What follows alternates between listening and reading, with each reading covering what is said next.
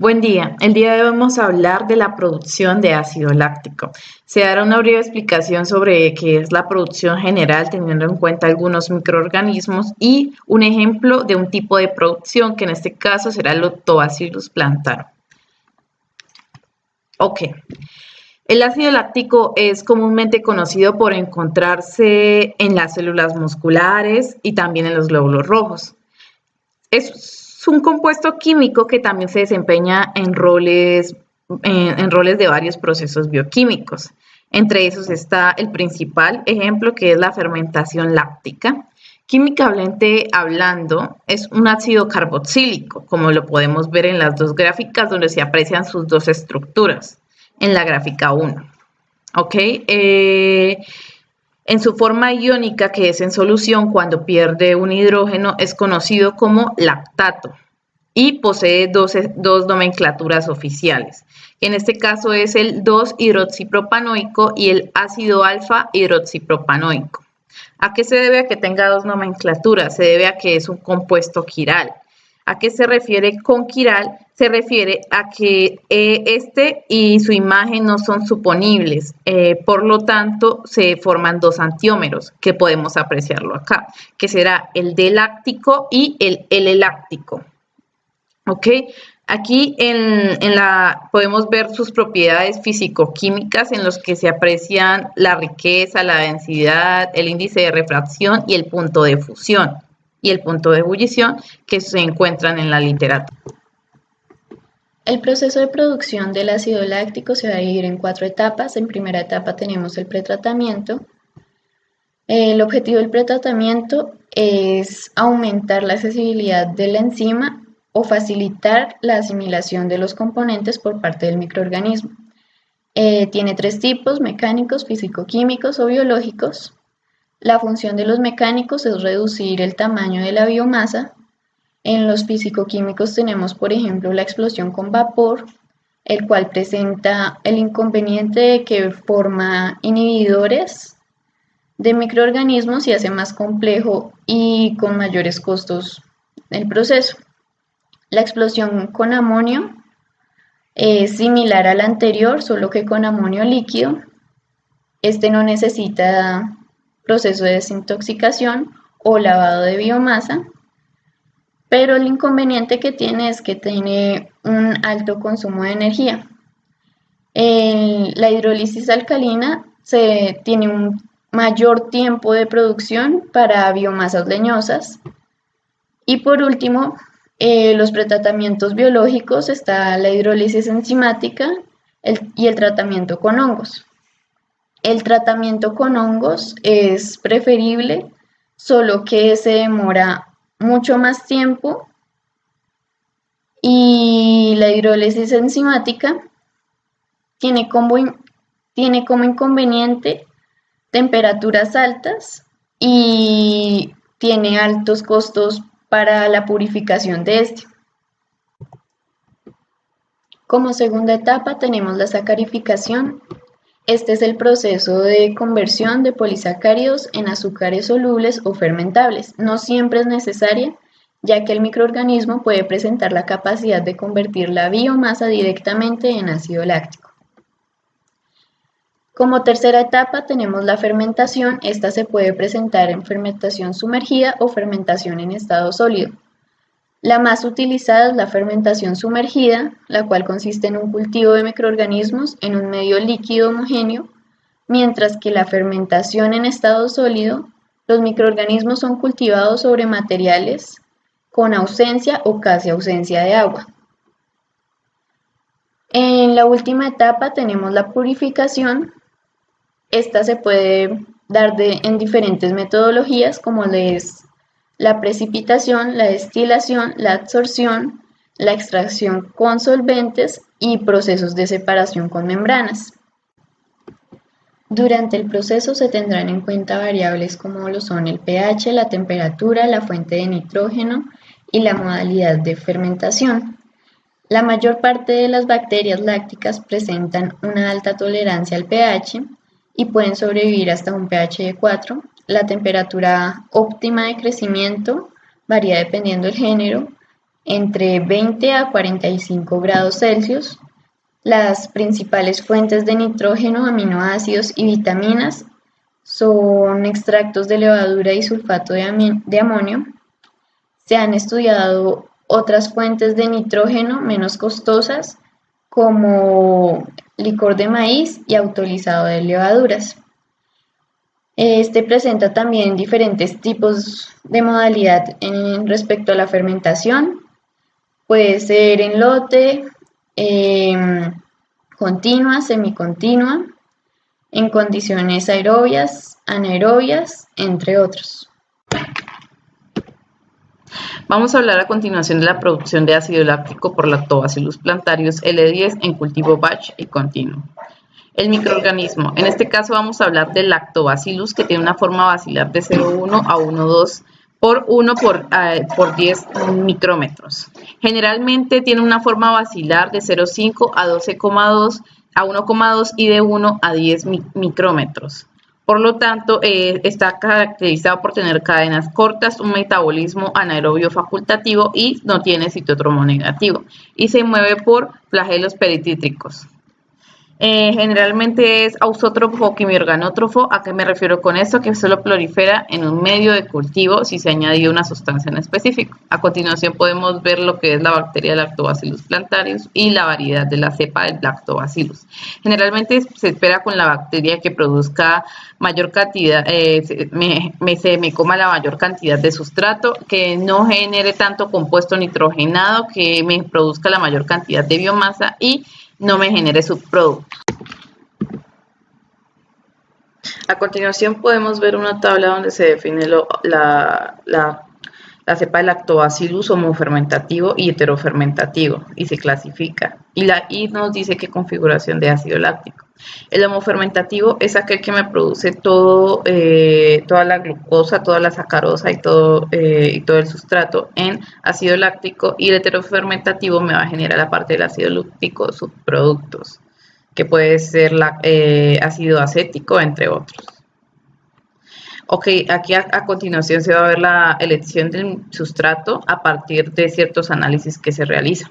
El primero es que se eligió el sustrato en base al que me generara menos costos de purificación, y aquí en la continuación tabla se puede ver el costo, la disponibilidad y un total calculado por medio de un promedio entre ambas.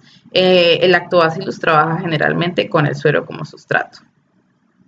A continuación se ve la cantidad de microorganismos y cada sustrato definido. Como lo mencioné anteriormente, el Lactobacillus trabaja con lactosuero, que es su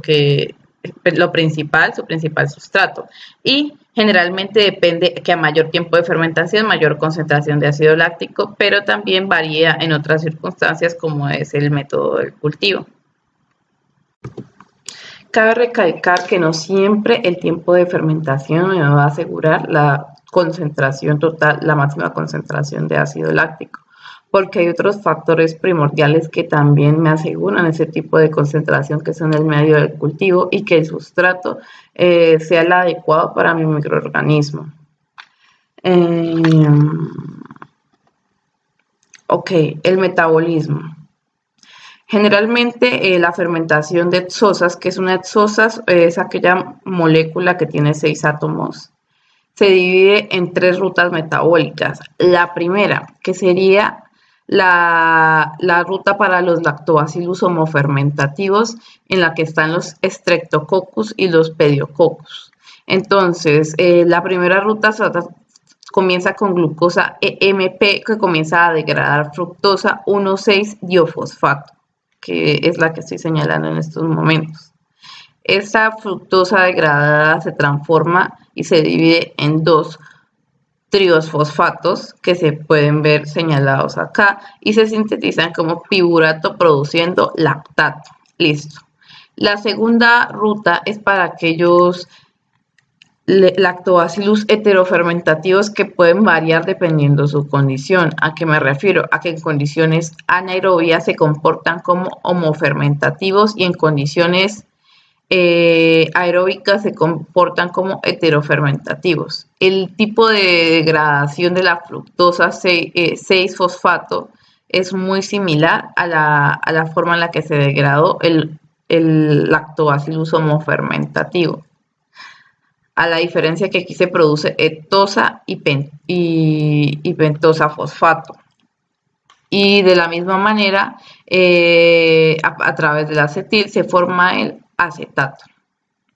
Generalmente en condiciones aerobias me tiende a formar ácido láctico, ácido acético, acetona, peróxido de hidrógeno y también a través de una equivalencia equimolar, a través de una mol de glucosa me va a producir 2 moles de lactato. La tercera rama sería para totalmente los lactobacillus heterofermentativos, que a través de glucosa 6-fosfato se me va a degradar a convertirme en fosfoluconato, que podemos ver acá.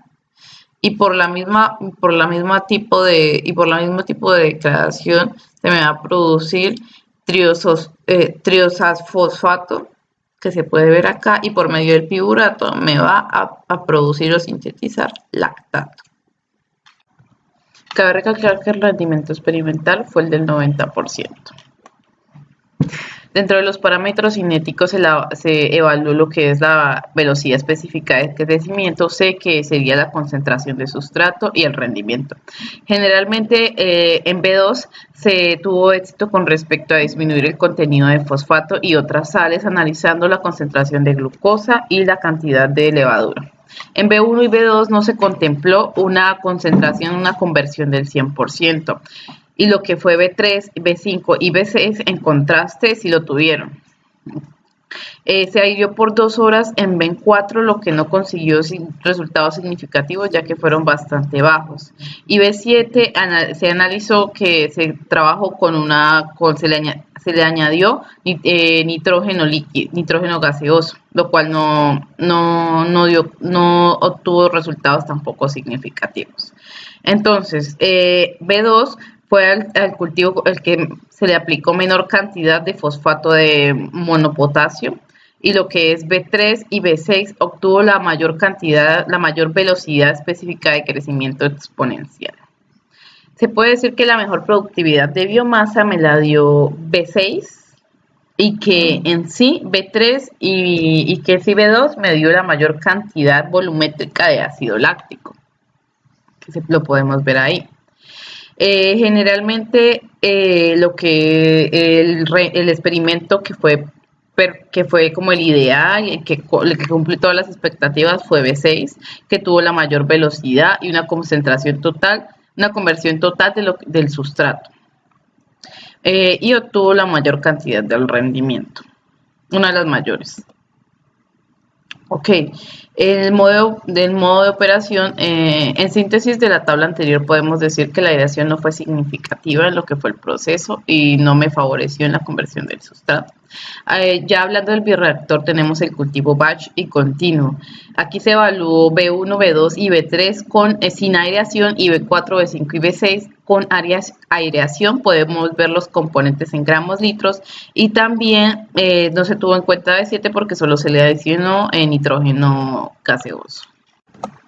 Ok, el volumen de trabajo en el cultivo batch y continuo fue de 2.200 mililitros, las cuales 200 se utilizaron para trabajar el inóculo.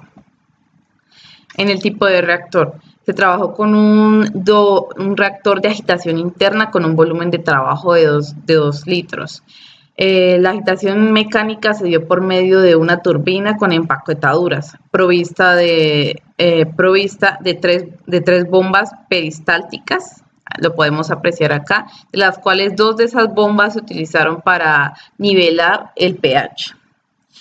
El pH se reguló a través de soluciones con hidróxido de sodio y la temperatura a través de una sonda. Lo que fue la aireación se realizó con un conducto que tenía aire estéril, que se puede apreciar, y a través de la imagen podemos ver cómo fue todo el sistema en el bioreactor.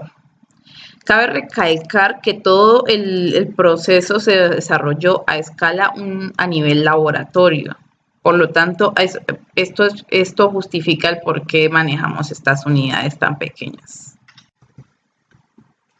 El ácido láctico tiene múltiples usos, sus principales aplicaciones se dan en el ámbito de la medicina y la industria tanto alimenticia como química. Vamos a hablar de las aplicaciones en cosméticos, alimentos y medicina.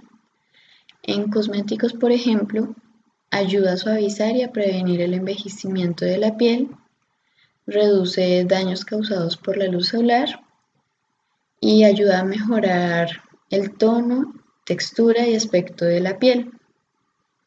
Alimentos. Las bacterias de ácido láctico forman parte del grupo más importante de microorganismos que participan en la fermentación de alimentos. Este puede encontrarse en productos como el yogurt, queso o lácteos fermentados, en condimentos y vegetales en conserva, en gomas de mascar y gomitas o también en salsas para pastas.